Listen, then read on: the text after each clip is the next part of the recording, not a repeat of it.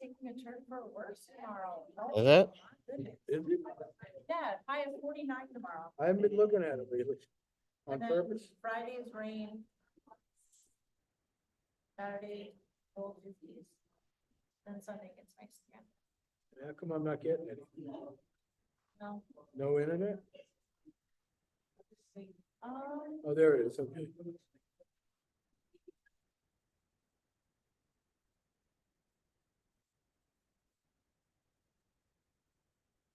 $32 at 7. Oh, yeah.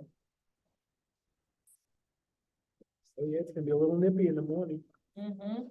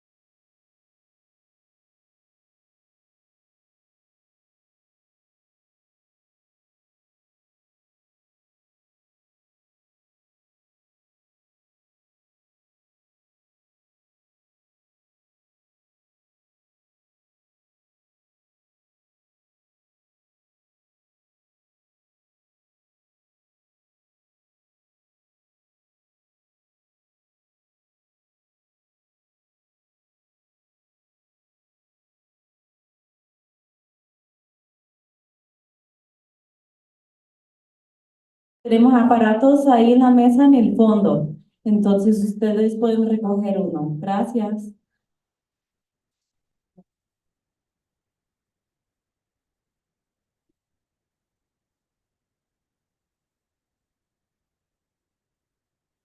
Tenemos aparatos ahí en la mesa en el fondo, entonces ustedes pueden.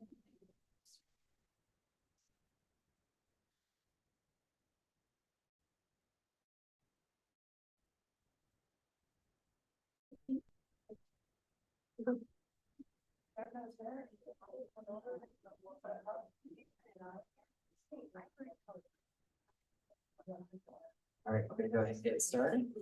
Whenever you're ready to count. 5, 4, 3. All right, good evening, everyone, and welcome back to negotiations with JESPA and Jeffco Public Schools. We're going to get introduced by doing a quick round of introductions, and then I'll present a proposed agenda. If there's any changes we'd like to make, we can be flexible and adjust. So Matt Flair, Chief Student Success Officer, and we'll go to my right. Good afternoon, Jeff Gatlin, Chief Operating Officer. Nikki Saunders, healthy.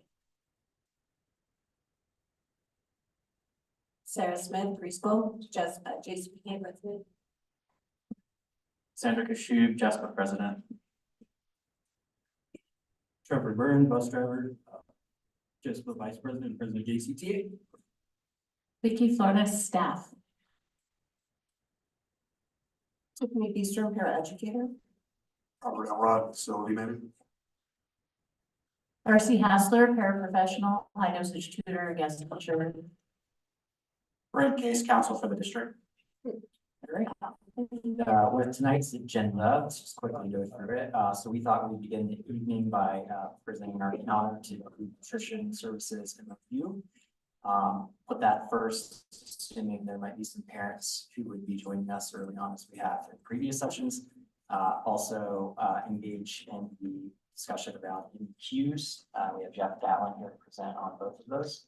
And then we'll move into the district's financial proposals. We'd like to take a brief pause because Brenda Copeland, our Chief Financial Officer, is going to be joining us for the first part of the financial proposal.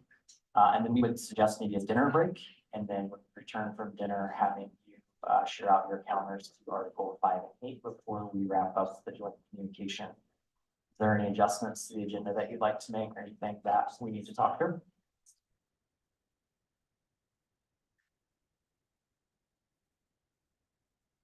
I think we can pause at the break and just talk about what we want to do with Articles 5 and 8, if we can just take a moment to discuss and think about that. So right before the break. Yeah. Yeah. Mhm. Are you saying you want to take like a caucus and discuss and then come back, or you want to, before we go into break discussion? Yeah, we might need a caucus, and maybe we can take it when you all pause before Brenna, so that we can chat about that, just because we don't have proposals prepared based on the ones that we got that weren't outlined in the same way, and some issues with the articles that Okay. we can talk about. Not that we're not, I think we're close on one of them and figure that out. Okay, sounds good. So I'm going to hand over to Jeff. I'm going to stop sharing my screen here so he can take over, and he'll this way.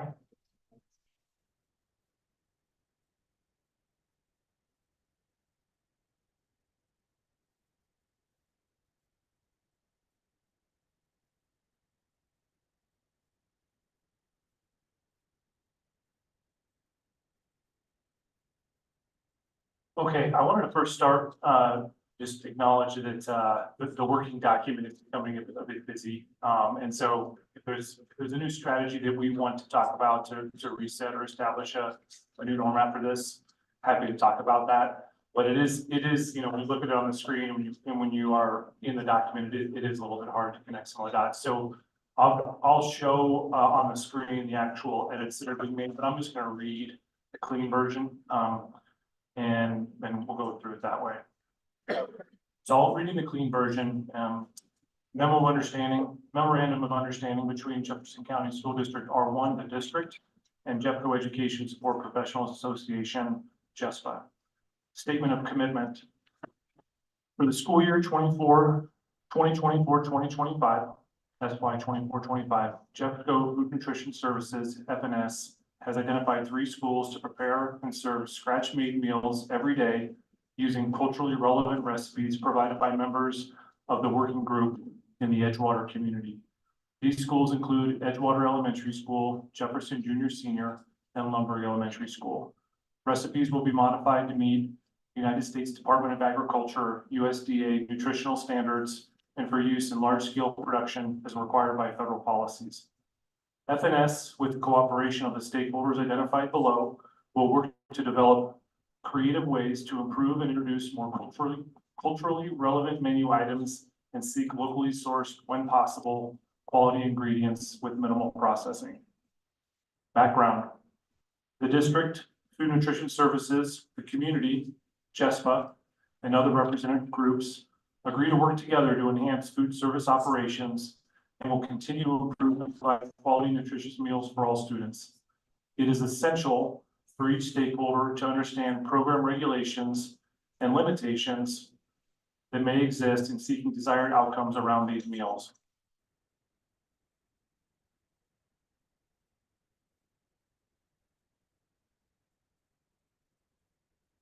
The group will work together to develop a shared vision, build trust, and establish respect for all stakeholders.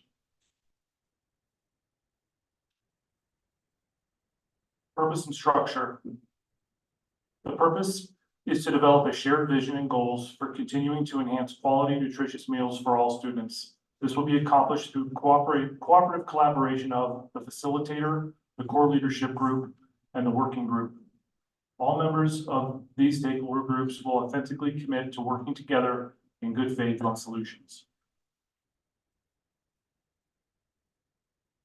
Facilitator. The facilitator will be responsible for the following: final coordination, creation, communication, and distribution of the agenda for all meetings with stakeholders, facilitating all meetings, guiding and managing the working group to determine a shared vision with goals and measurements, assisting the group, maintaining focus while making decisions and problem solving, summarizing all agenda items and discussions, and communicating them after meeting with stakeholders. Core leadership group. The core leadership group will consist of the following members: the facilitator, 1 representative from Food Nutrition Services, 1 representative from JESPA, 1 representative from the community group, 1 parent representative. All core group leadership will commit to being active participants. Core leadership group will be responsible for the following: setting dates and times for meetings, agenda planning, and contribution for all upcoming meetings with stakeholders, and communicating agenda topics to the facilitator. Working group. The working group will meet monthly and consist of the following members: parents, community members, JESPA members, Jeffco students, Jeffco principals, FNS staff members, core leadership group, facilitator, other Jeffco administrators. The working group will listen and seek to understand the current status and constraints of FNS, and the FNS will listen and seek to understand the perspectives and requests of the working group, especially parents and students. The working group will be responsible for the following: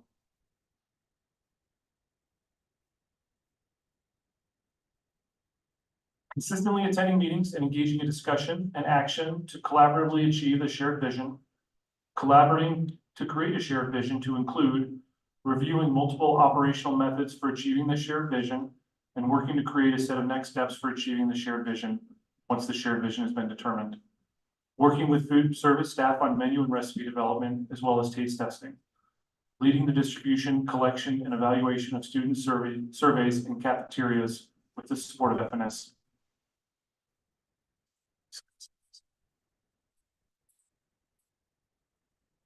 Reporting. Upon completion of the 2024-2025 school year, a report detailing the measurable outcomes and recommendations to include progress as well as challenges will be submitted to the district cabinet and Board of Education. Staffing. FNS will commit to staffing the affected kitchens appropriately in order to maintain and achieve the commitments stated in this MOU. Funding. When able, FNS with the cooperation of the stakeholders will commit to seeking grants and alternate funding sources for necessary resources related to the MOU. Duration. This is a standalone MOU and is not part of the collective bargaining agreement. This MOU will commence 8/1/2024 and expire on 5/31/2025.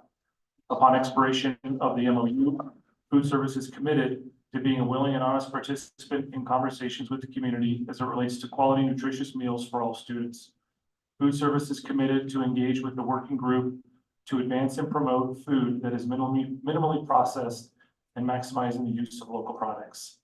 And then the partner representatives include signature lines and dates by Tracy Dolan, Jefferson County Public Schools Superintendent, and Xander Kishu, JESPA President.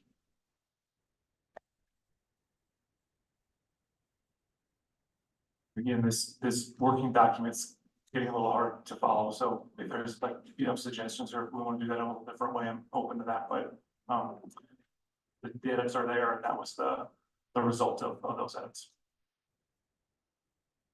I'm assuming you could probably hold your question until you get a written copy and have some time to process on as a team.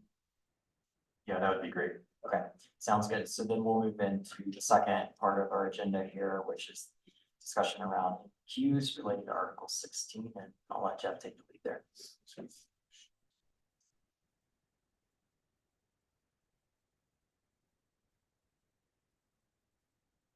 Yep, so per 16-5, in the collective bargaining agreement, the MEQ thresholds in 16-4-1-1 through 16-4-1-6 will be reviewed annually in negotiations. Currently, the district is proposing no changes to the MEQ thresholds in 16-4-1-1 through 16-4-1-6. Open to any counters or proposals you may have.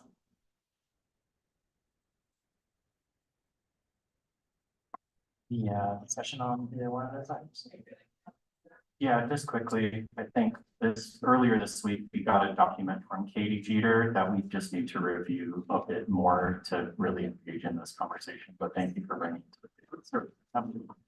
Sounds good. If we could, we'll take maybe 5 minutes just so we get Brenna situated. Should be joining us. She's on her way upstairs right now. Just need to get her connected. So we'll take a quick 5-minute break, get set up, and we'll be back.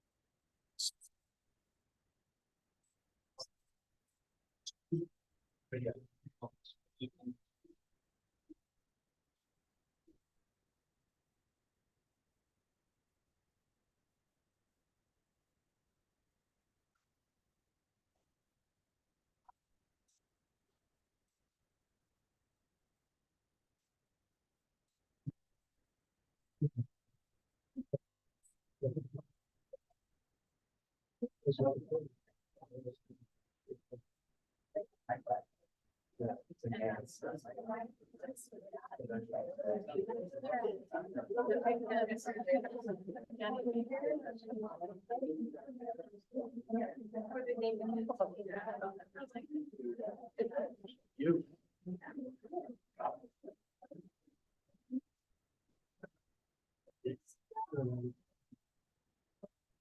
can't complain about house that, but never do. Nobody ever. I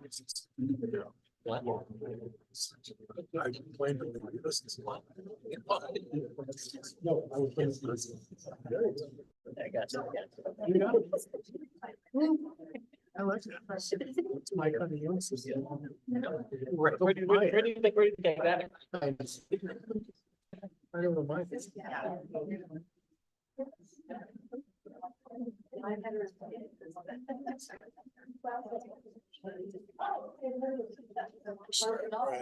annexation, or they just have.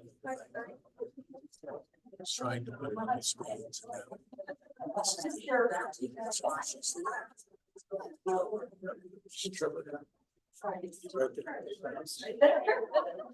Third one in.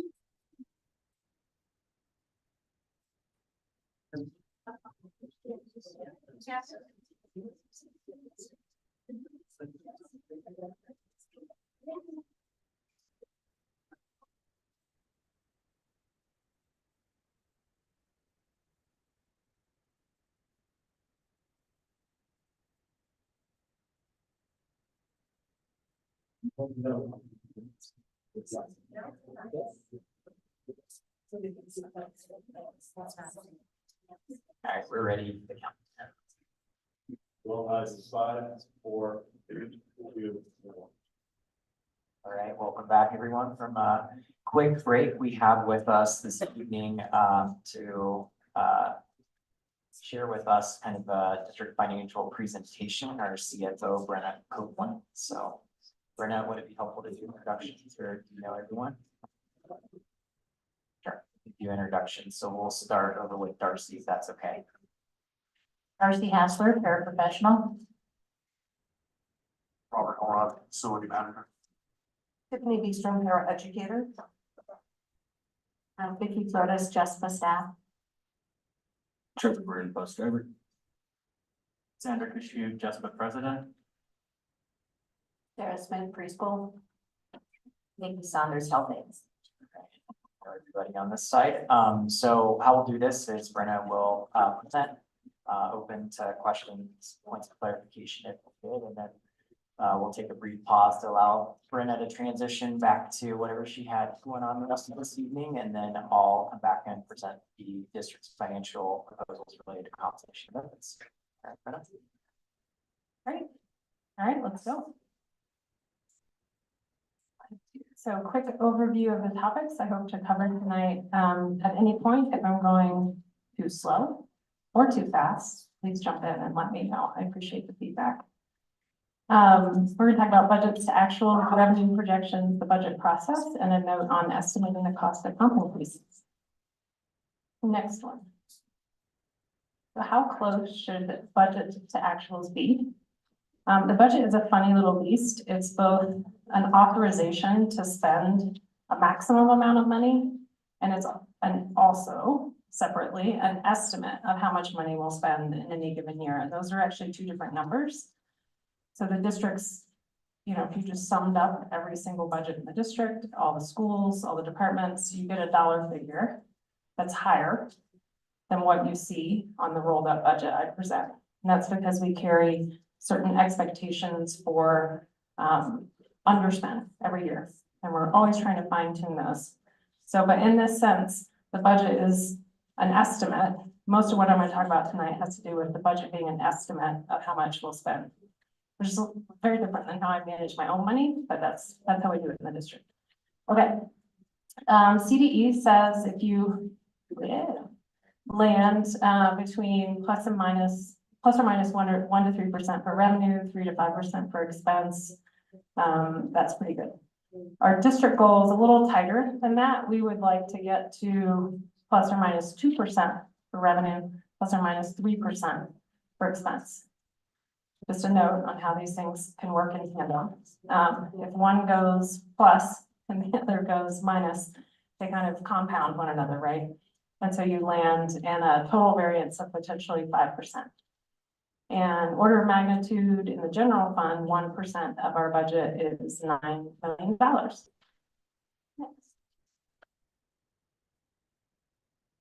So why is it we can't exactly predict how much we're going to spend each year? The estimated salary and benefits expense. So obviously this is the biggest thing. And we're always trying to improve how we estimate this. Actual salaries for employees, you know, we don't have a crystal ball. We don't exactly know who our employees are going to be next year. Because there is some turnover, and I know you guys have brought that to our attention, and as have the folks in JCEA. How do we accurately, or to the best of our ability, estimate turnover and its impact on wages? We do try and do that. Unfortunately, we also sometimes have vacancies, and so how to sort of estimate what we might spend and make sure we're maximizing every dollar. While also carrying some sort of assumption, if there is a predictable assumption around vacancies, that helps us stretch to do as much as we possibly can. Non-personnel expenses, contracted services are sometimes required, unfortunately, and don't always know what those are going to come in at. And then also utilities are sometimes unpredictable. So that gave us a little bit of a kick in the pants a couple of years ago, but we're doing better this year. Timing wise, there's about 200 plus different people who own budgets, not just me. And they all decide when and how to deploy their budget. And so that also impacts what we spend and when. And sometimes it just comes down to when do they place an order for something, and does it end up in this year or next year? So it's kind of a very much a moving target. Next. And then why might our revenue vary from our estimate? Lots of moving pieces there as well. The student count, you know, most of it is finalized by November or December of a current year. But when I'm trying to set the budget in May or June, it's still just a forecast. And then even after November, December, additional counts start to roll in that impact our revenue. So for example, we got our special education count finalized in, I think it was this March. And that's actually going to produce a revenue variance that we didn't see coming necessarily, that will impact this year's financials. Another little known fact is that when it comes to local taxes, and our voters pay some local taxes that they don't have a choice over, and some local taxes that they do. These occur primarily in March and May. You guys may know that, and from personal experience, but if someone chooses or somehow manages to not pay their taxes, we just don't get the money, and no one makes us whole for it. And it's kind of difficult for me to know who's not going to pay their taxes. Now, again, we try and estimate, but you know, all we have is prior year experience. Like, what was the uncollectibles in a year over year? I will say that this year, because we knew everyone's property tax bill went up, we estimated that uncollectibles might go up a little bit, because sometimes you see that pattern, right? So again, it's an art, a little bit of science to try and figure out what money is going to come in, and it's not in our control. The state sometimes releases supplemental funding in January, February, or later. Obviously, we're happy to have any additional funding. This year, there's not going to be an official supplemental. There's going to be some targeted funding just for certain types of students that may have arrived after our October count. The numbers I just saw last week suggest that we will not get any of that funding given our student counts. But again, it's just to give you a sense of stuff that's changing all the time. Next. Cool. So this is last year, FY23. So you see a little bit of budget, which is the big orange bar. last year's actual, which is the big green bars, and they're divided into revenue and expense. Those are the two big categories. And then gray is actually the prior year. So you can also sometimes see like, what are the patterns over time? Actual revenue came in, and by the way, these are the unaudited figures in the audit process. You had to do a para adjustment that is the first time we've had to do that. So the numbers from the audit look slightly different than this, but it's a non-cash transaction that we had to record. I'm not gonna spend a ton of time on that, unless you really want to, which is very interesting. But nonetheless, this is like the actual money. So budget was around 856 million for revenue. It came in at 861. That produced a 5 million variance, which is 0.6. So in terms of trying to forecast and estimate well, I feel really proud of what we did last year for revenue. On the expense side, expenses did come in under our estimate. They were still higher than the prior year by about 36 million. But we were negative 2.8% on the expense side. So that's just under our goal, but I'd like to do a little better. So we're still trying to refine our estimating, et cetera. Total variance 3.4% to budget, use of fund balance 2 million. So in the end, in the general fund, we spent everything we brought in. That is the goal each year, is to spend what we bring in. Okay, next. I think I'm gonna skip this slide. It's just showing you what can happen as things vary, but I'm sure that's pretty intuitive, so let's keep going. Cool. This is a graph that shows our general fund balance over time. I think, as you can see, and as you've noted, our fund balance grew between 2017, 18, and 2020, 21.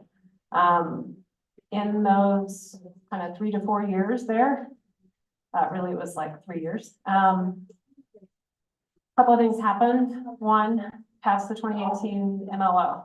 And so when you pass a new override in November and you start to collect the money immediately in the same year, typically you haven't budgeted to spend it yet because you aren't counting on having it yet, because it really depends on the voters, right? So the extra mill levy override that we collected went to the fund balance and it was assigned to the purposes set forth by the voters, et cetera.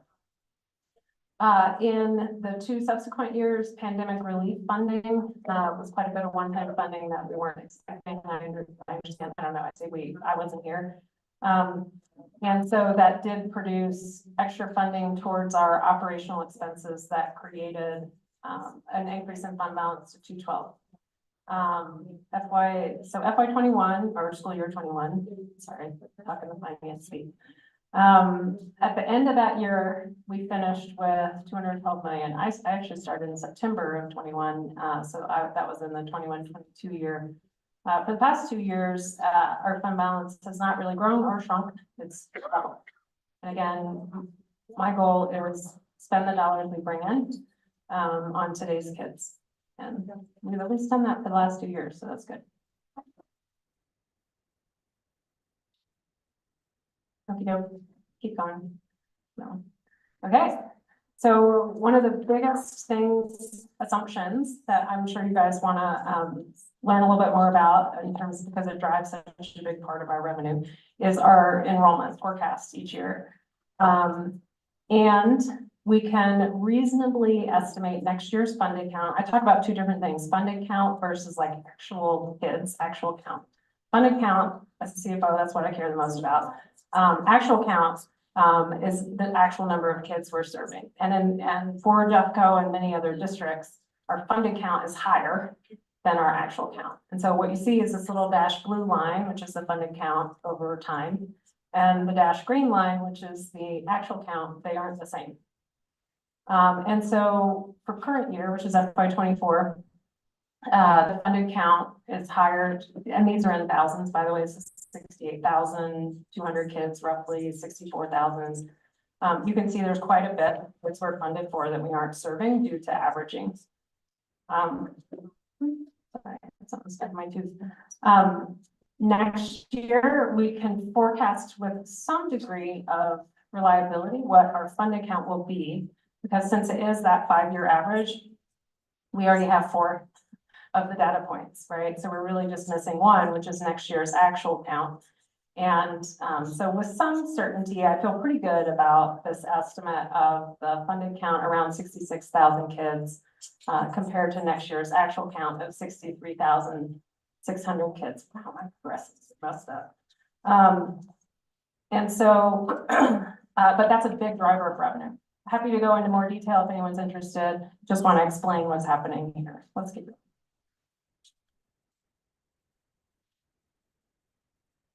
So here are a couple more assumptions that drive my next slide, which is the actual like numbers. And I present the assumptions first, just because sometimes it's easier to digest when you aren't staring at the numbers themselves. For this coming year, 24-25, when it comes to our total program, which is that part of our revenue defined by the School Finance Act, we are estimating no fundamental change to the finance formula. If you've been reading the newspapers, you know that the Speaker of the House is introducing a bill, or has introduced a bill, to change the school finance formula for 25-26. But she's not changing, or she's not proposing changing it for next year, so that's good. So we have some level of predictability. The CPI, the assumptions on the, that's driving what the numbers on the following page is a consumer price inflation of 5.2. Now that's actually observed in the prior year, right? So last January 2023 to December 2023, that was inflation. Current year inflation is actually trending closer to the number on the right, which is 2.7. That's what the actual current year trend is. That being said, the 5.2 impacts revenue for next year. We are assuming that our free and reduced lunch count stays steady at about 32.6%. So we're not forecasting an increase. We're not forecasting a decrease. The BS factor will go to 0. That's the budget stabilization factor. That's kind of that negative that they apply to total program. So that's going away as of next year. Very excited about that. Actual membership, you already saw this on the previous slide, will decrease by about 950, and funded count will decrease by about 2,000. And again, I feel pretty good about our assumption around what's going to happen with funded count, because I have those 4 years of data compared to the one unknown year of data. Interesting to note for 25-26, if the speaker's bill passes, it will switch it to a 4-year average instead of 5. Unfortunately, that hurts us. That's in the future. We don't have to worry about that just yet. Next.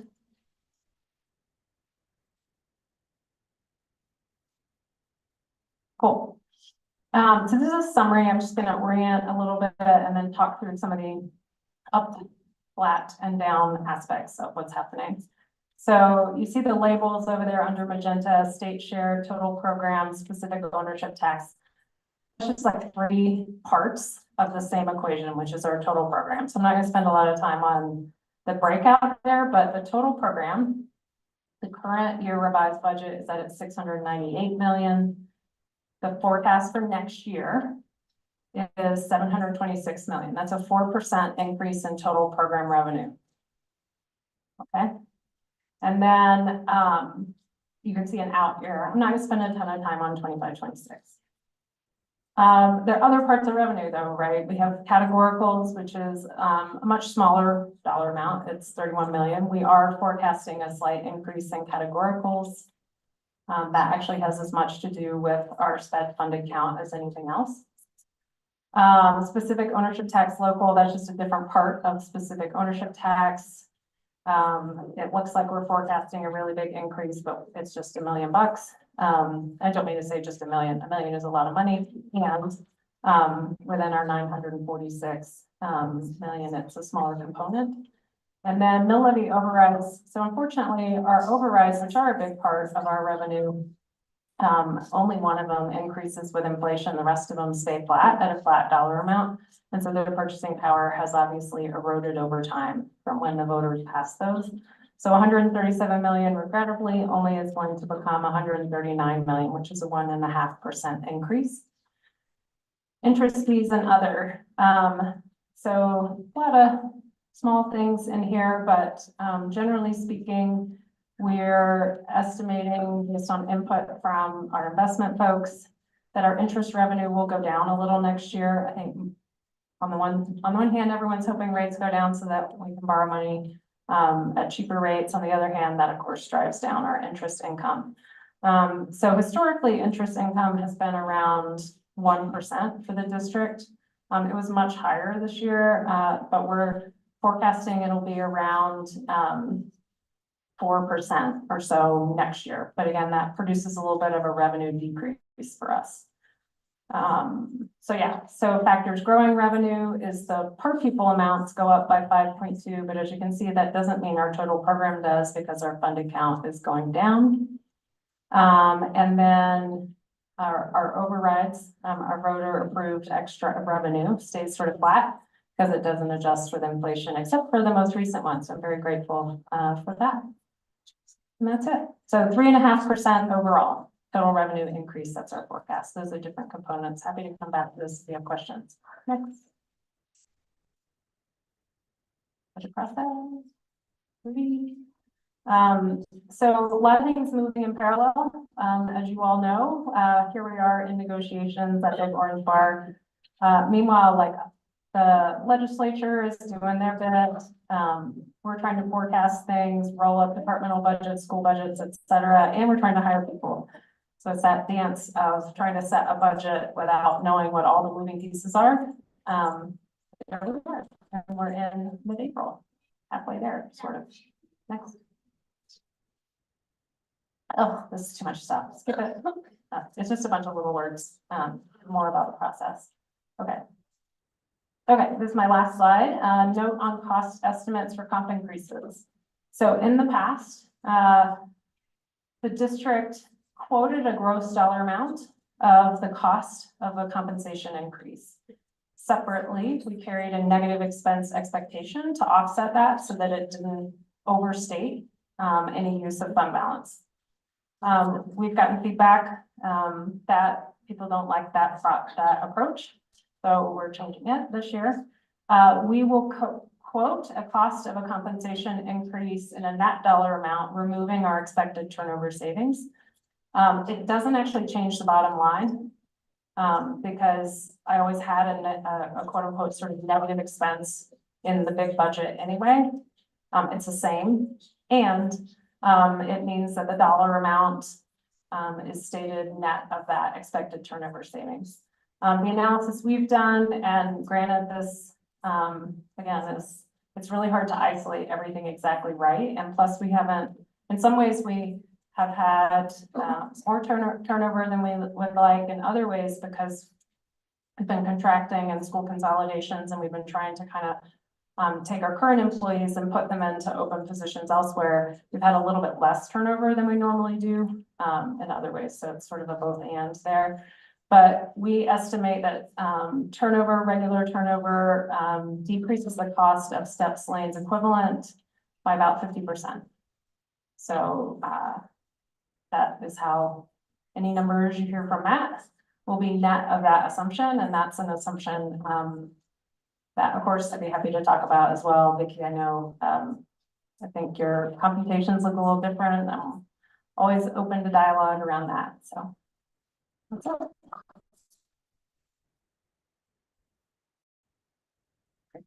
At this time, are there any questions or clarifications? Just one quick one. Do you have the turnover savings calculated by the bargaining unit by chance? Because when you talk about steps and lanes, it sounds like that's as a whole includes JCEA, but yeah, it's about like turnover for JESPA. Yeah, so we did compute it separately by bargaining unit. I'm using the same presentation just for consistency purposes, and that's why you see lanes mentioned there. So your steps and your longevity increases would be sort of what we're talking about.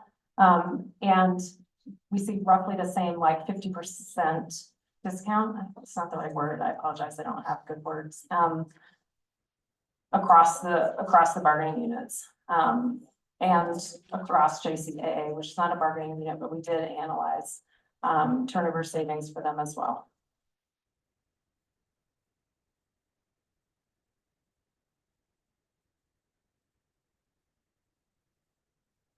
Ruby, anyone else? If we came back with questions, would you be here still, or are you leaving? No, I'm almost always here. I'll be in my office. I'm happy to come back though. Yeah, oh yeah, I don't leave before 7. I'm good. Okay, yep. We take the 15-minute caucus and come back. Yeah, we'll then, let Brenna transition back to what she was doing. Or Well, I'll be in the building if you want. you wanting Brenna to be here after your caucus? Is that what you're saying? If we have questions that she might be able to answer about this presentation, totally, we can call you back. Sounds good. Okay, just, I think we have one more thing. Yeah, and Matt, before the coffee, we would please, we have some health aides and para educators who would like a moment of your time during the coffees, please.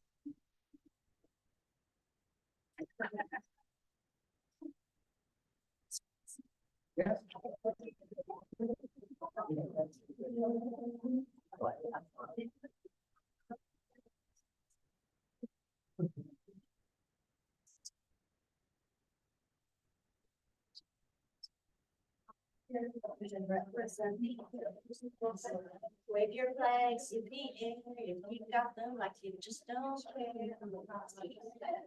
care. I still got fun, and you leave me hanging out here all by myself with my guitar.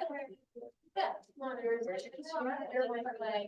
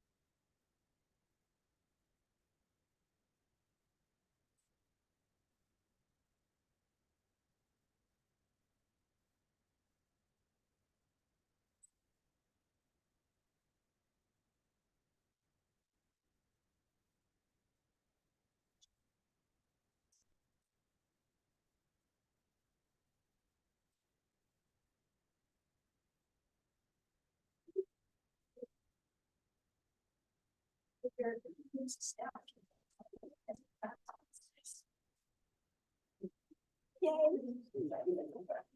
Oh, that was brilliant. Yes.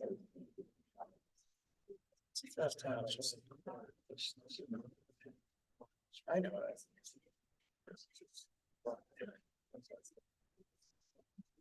1, 2, 3.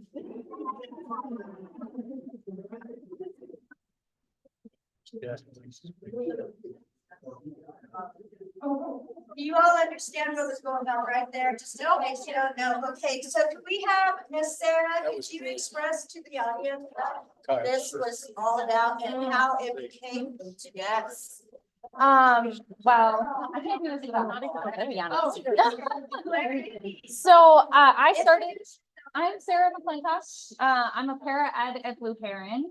This is my first year. And thanks to Nicole, it's been a great year. And well, you have Nicole bad story. But I've learned so much this year. I learned a lot.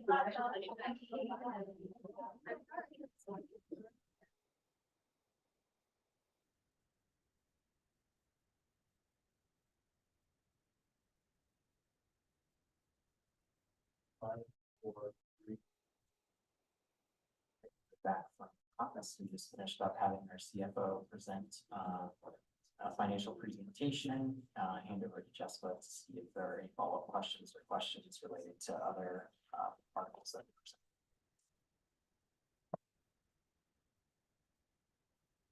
No, I think we're good at this time.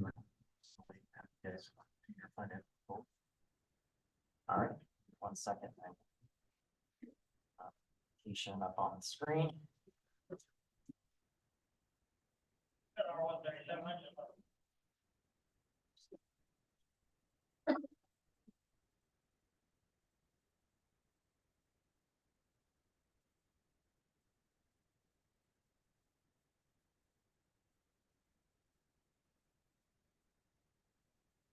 All right, shifting gears to Jeffco Public Schools counter to JESPA's financial proposal related to compensation and benefits. So starting with compensation, district is proposing steps and longevity increases, which essentially would result in eligible employees expecting a percentage increase ranging from 2.5 to 5% for steps and longevity, depending on their position on the scale. In addition, we're proposing all employees receive a 3% cost of living adjustment, also known as the COLA. And so combined, eligible employees would receive steps and or longevity increases in the total range amount from 5.5 to 8%, depending on their position on the scale with these two combined increases. And so this proposal marginally surpasses our anticipated revenue growth of 3.5% and the current inflation rate of 2.8%, enabling the district to maintain operations at sustainable levels over time, while also ensuring that employees can still afford goods and services despite increasing costs related to inflation. So in terms of health insurance, we're proposing to raise the annual contribution to JESPA's medical insurance by $300 annually to a total of $7,208, which represents a 4.3% increase from last year, meaning that the monthly contribution will be $604, which represents an additional $25 per month per employee contribution. And at this point, that's the end of our financial proposal. We've chosen to prioritize compensation and benefits, so we're unable to accept the other requested items at this time.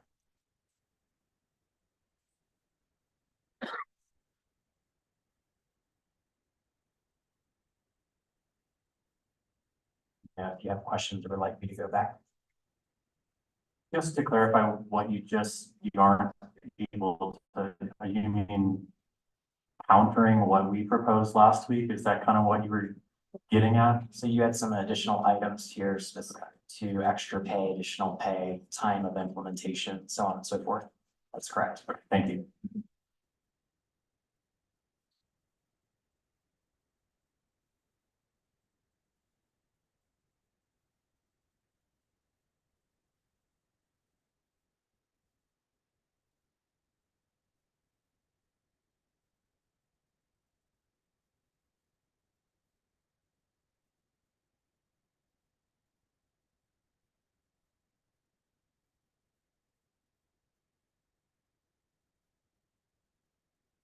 Would you like us to send you a copy of this? Yes, please. Is there anything else on the agenda before the dinner break? Not that I recall, no. Our dinner is not here. We'd like to caucus. But our dinner isn't here yet, so Okay, when do you expect it? hopefully very soon. So I think we could check in an hour. Does that give you enough time for your dinner break? Sure. Yep. That works. So we'll be back up here at 6:17. Is that right? Unless we hear from you otherwise. That sounds good. Okay. Thank you.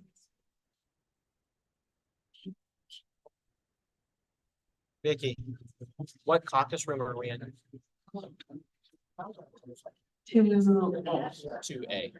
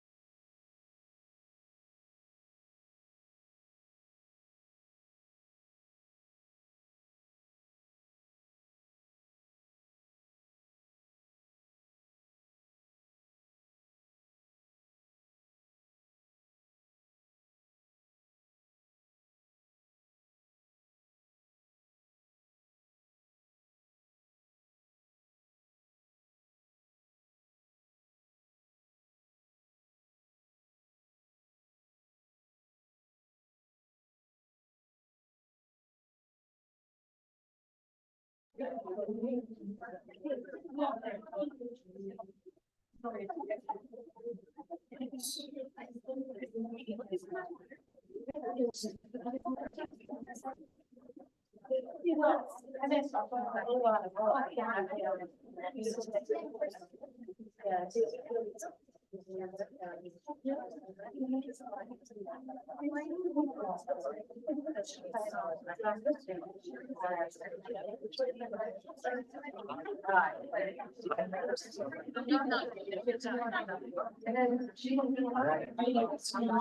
everyone. At this point, we are, what we have remaining on our agenda.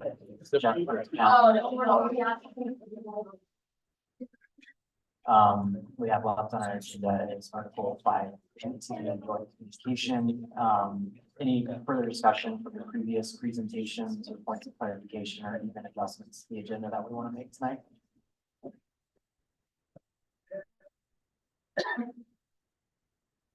No, I think we're going to take time to work that.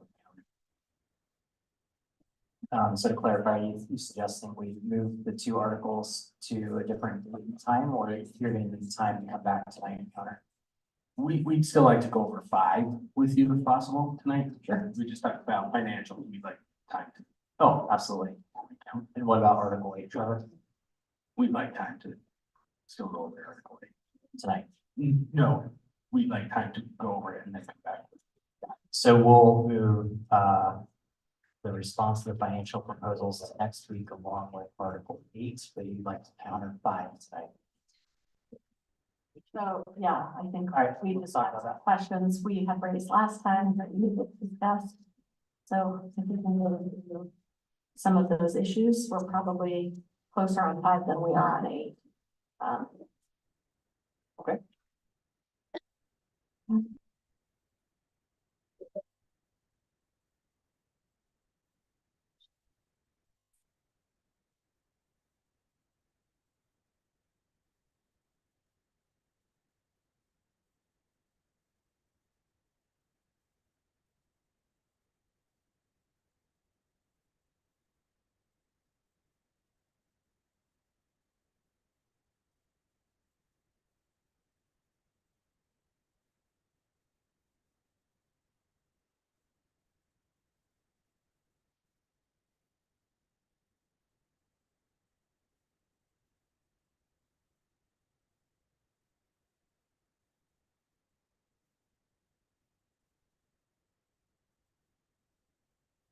Yeah, specific questions on Article 5. Yes, so do you find?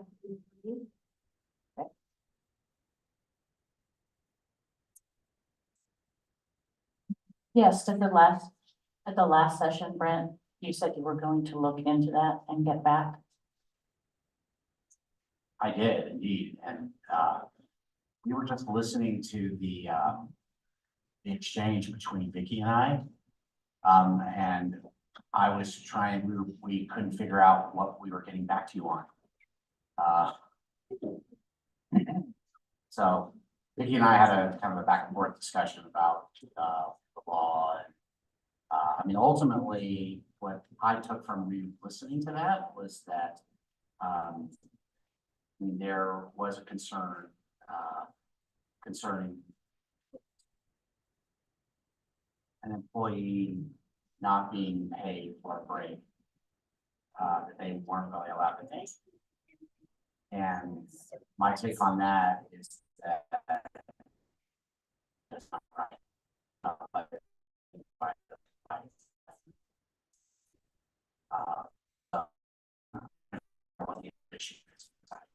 The discussion you need to be saying, let us discuss that. And so I don't know if you could re-ask the question or whatever is still unclear. Let us know. We'll try to get straight. But we literally went back and listened to this for 3 or 4 minutes. Vicky and I. And sorry, and yeah, it was, in there, it says we'll talk further if it's 8:30 to 5, that should have a break, and you guys had struck through the duty free on break. So I think that's what we were trying to circle back on.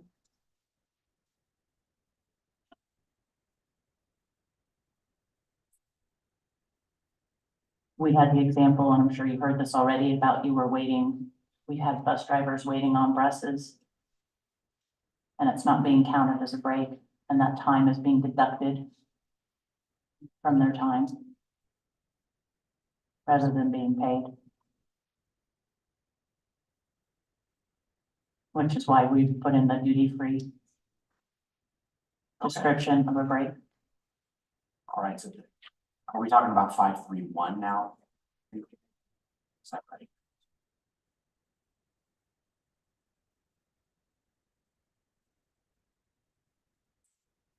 So do I restate the question as, why did you strike through duty free?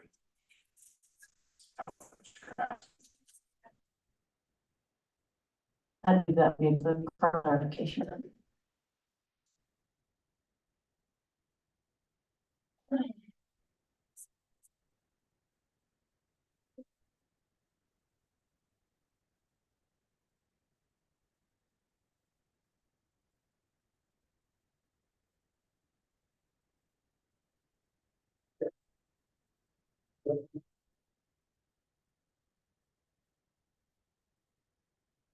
Let me discuss that one.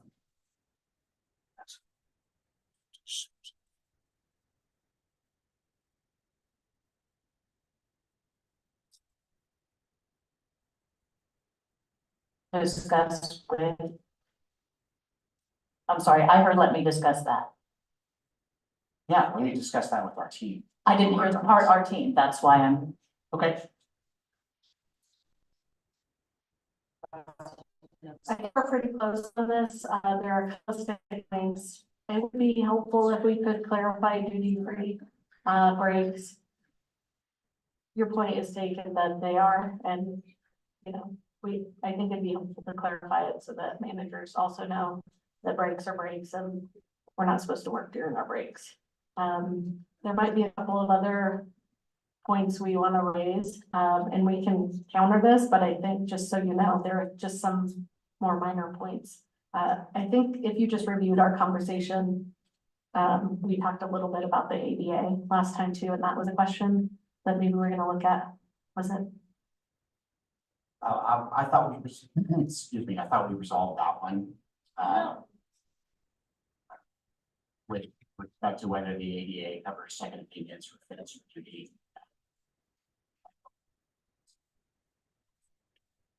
Not second opinions or fitness for these patients.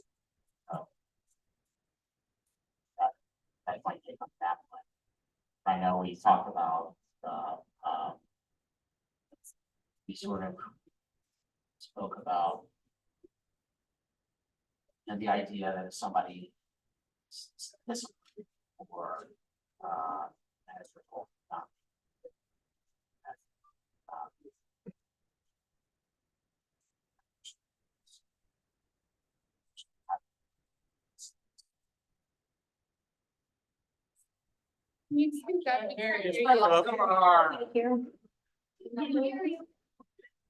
basically resolve the issue of whether the employee was fit for duty or not. And my contention was that there are proceedings already in the collective bargaining agreement to cover that.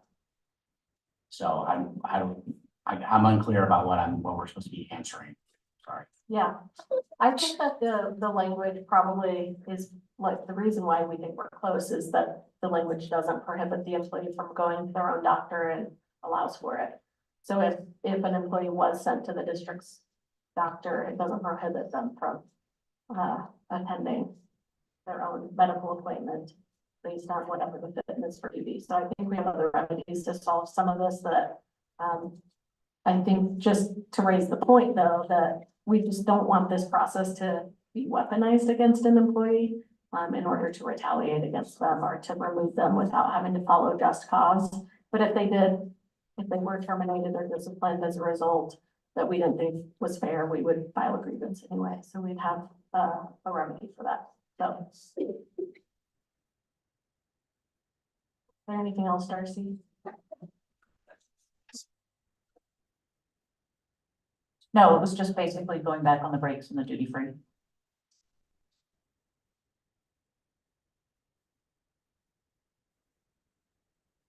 Okay. What do y'all think? If we can get to where we're defining breaks as duty free, we're pretty close to a TA here. Well, we're happy to go take a caucus and go talk about that right now. If there's time in the evening, I don't know how else that fits with what you all have planned, but do you want to do that? Perfect. Let's start with 15 minutes and then I'll text you. And let you know if we need more time, but I'll plug this frequently.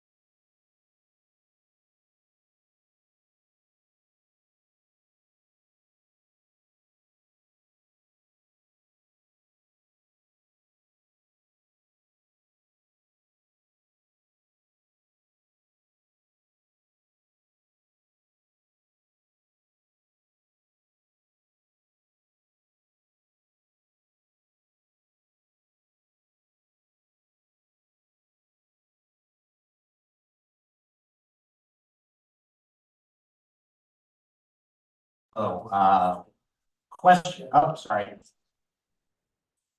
Yep.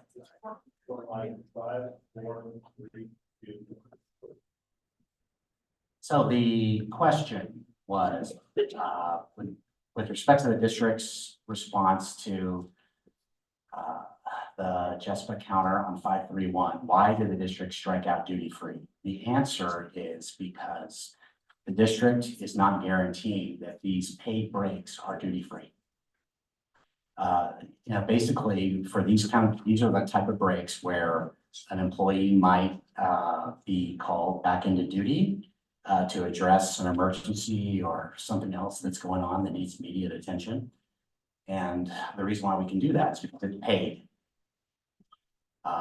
So that's why we struck out duty free, because we're not guaranteeing that the employee is in a position to be unavailable during that paid break.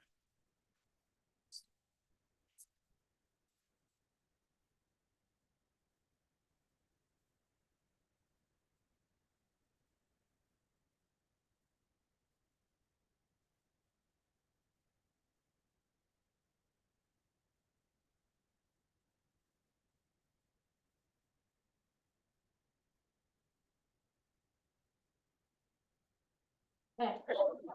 So you're not willing to agree to provide duty-free breaks in this article?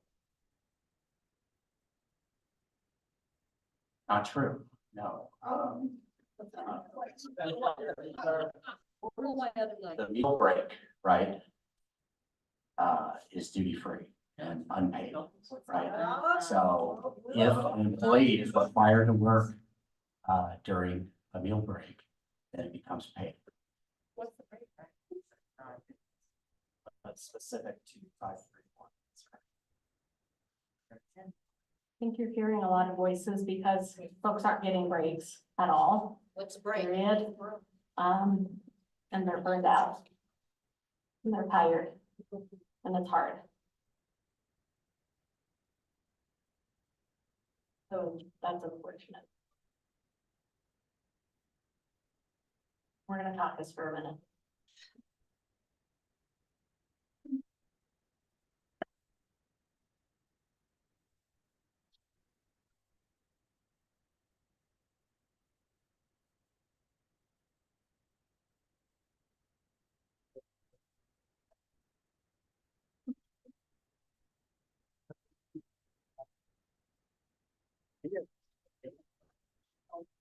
Look at him.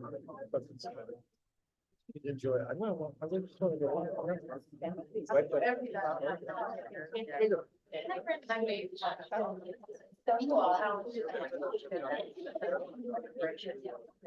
Doesn't understand.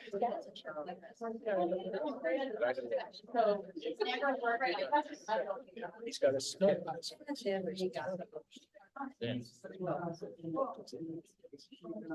Nice to have. Take a picture of it and pass up those sort of. I'm gonna have to make some. You hold it up.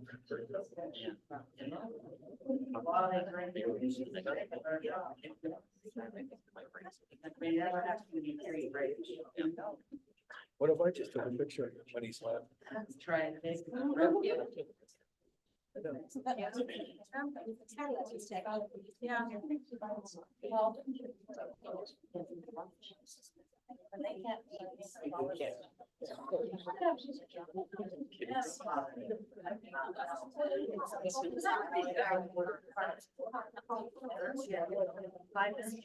Get paid.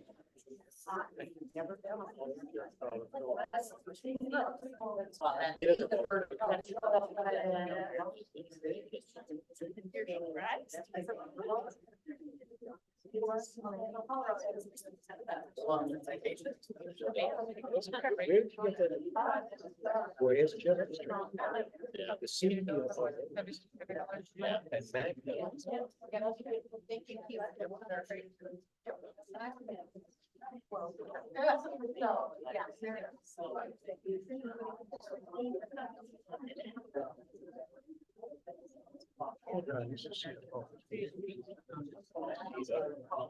She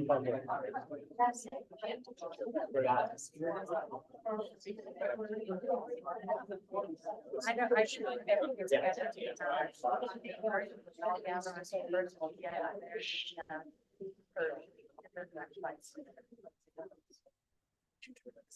So we just wanted to reiterate that our purpose here is to make sure that things are resolved at the lowest possible level, not having to take something to grieve.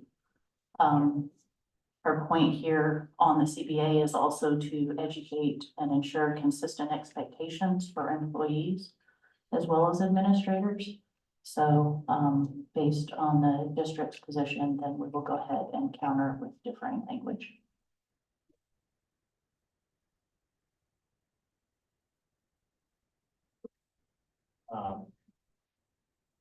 You gonna spend some time with that? We can bring it back next time. And challenge.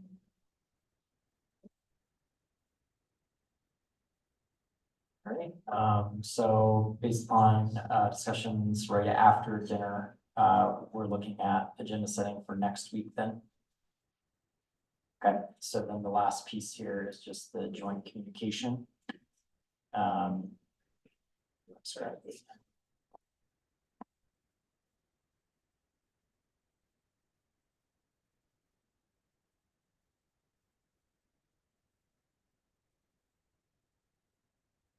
Okay, give me 1 second.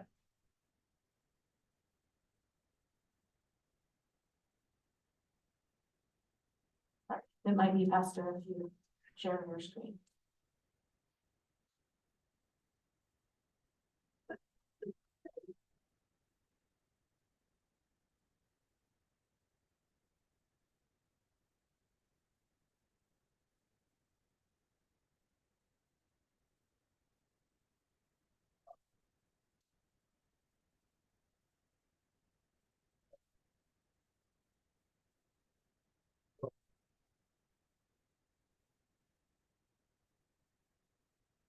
Oh, right, I don't. I went up to the couch.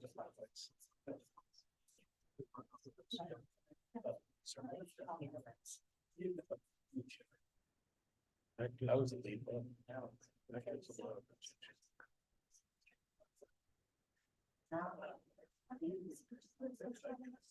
well, they just do it.